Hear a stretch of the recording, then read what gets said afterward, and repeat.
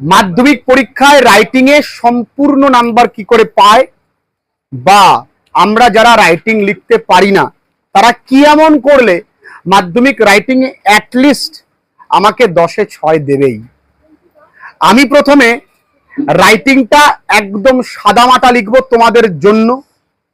যারা কিছুই পড়াশুনো করনি তারা রাইটিং এ কি করো, হিন্টস তুলে দিয়ে চলে আসো, তা নয়, একটু বুদ্ধি খাটিয়ে লেখো, দেখবে তোমরা পারবে। কারণ এই বছর পার্সোনাল লেটার আসার চান্স প্রবল। আমরা পার্সোনাল লেটার নিয়ে প্রচুর লেখালেখি করেছি, রিপোর্ট নিয়ে লেখালেখি করেছি, আমরা তার একটা সুন্দর পিডিএফ তৈরি করেছি for the students of our state, সবার জন্য।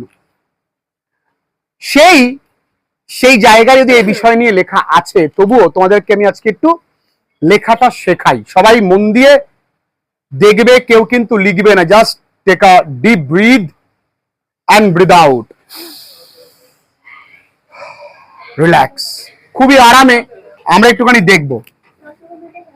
দেখো বলেছে write a letter to your friend, girlfriend নয়, telling him or her about the harmful effects of mobile phones on youngers. মানে অল্প বয়সের ছেলে মেয়েদের ওপরে মোবাইল ফোনের যে হার্মফুল এফেক্ট পড়ে সেইটা। You may use the following points, তুমি নিচের পয়েন্টগুলোকে ব্যবহার করতে পারবে। Poor vision, lack of concentration, affects brain activity, lack of physical activity. এবার দেখো, তুই বন্ধুর কাছে লিখবে, বন্ধুর কাছে চিঠি আমরা কিভাবে লিখতে হয়, এই জায়গায় কি করতে হয় আমি বলেছি। এখানে কিন্তু ঠিকানা শুধু, কারণ নাম লেখা যাবে না। ঠিকানা, আমার ঠিকানা কি? আমার ঠিকানা গাইঘাটা, নর্থ 24 PGS, আমার পিন নাম্বার 741245। এটা আমরা জানি, শুধু অনলি অ্যাড্রেস। এবং ডেফিনেটলি তুমি কিন্তু এখানে একটা ডেট দেবে। আজকে তারিখ কত? 15/10/23, এবং লিখবে এখানে ডেট। এই হচ্ছে তোমার মূল কাজ, এইটুকুনিতে। আমি আগেও বলেছিলাম, তাই এই বিষয় নিয়ে আমি ডিটেলে বলতে চাই না। এবারে ডিয়ার, যদি এটা কিন্তু নিচে নামবে, যেহেতু জায়গা কম বলে আমি উপরে নিচ্ছি। ডিয়ার, আমার বন্ধুর নাম রিতম, আমার বন্ধুর নাম ডিয়ার রিতম লিখলাম। এবার আমরা জানি পার্সোনাল লেটারে কি লিখতে হয়, I hope you are doing well with the grace of the God. Main বডিতে আসি, ঠিক আছে? আসল জায়গায় কি লিখতে হয় দেখে নাও। আমি শুনেছি, তাহলে আমি শুনেছি ইংরেজি কি? I have heard. আমি শুনেছি কার কাছ থেকে? ফ্রম ইয়োর প্যারেন্টস, তোমার বাবা মায়ের কাছ থেকে শুনেছি যে দ্যাট ইউ আর অ্যাডিক্টেড। তুমি কি হয়েছ? Addicted to mobile phone. এবার মজার বিষয় হচ্ছে, এখানে তুমি একটা জিনিস অবশ্যই লিখবে, আই ক্যান নট, আমি অস্বীকার করতে পারি না, I can not deny, I can not deny the productivity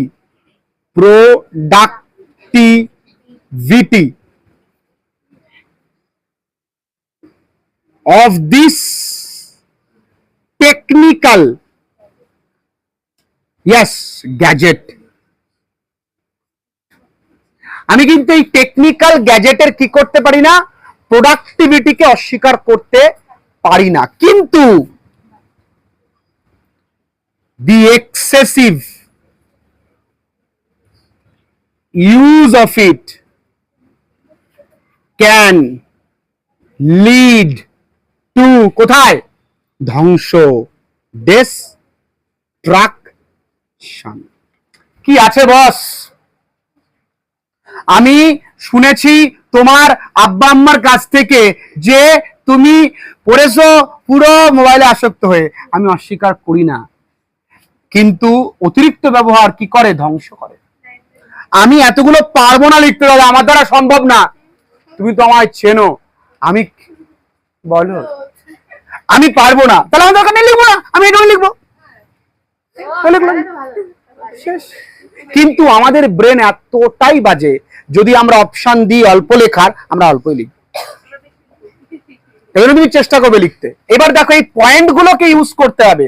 ভালো নাম্বার পেতে গেলে রাইটিং এ তোমার কি দরকার, এই একটা পয়েন্ট তো বাদ দেবে না, তুমি এর থেকে বেশি লেখো, কিন্তু এইগুলো বাদ দিয়ে লেখা যাবে না। দেখো তাহলে এইগুলো কি পুয়ার ভিশন, তাহলে আমি কি লিখতে পারি, ইট মানে মোবাইল ফোন, কজেস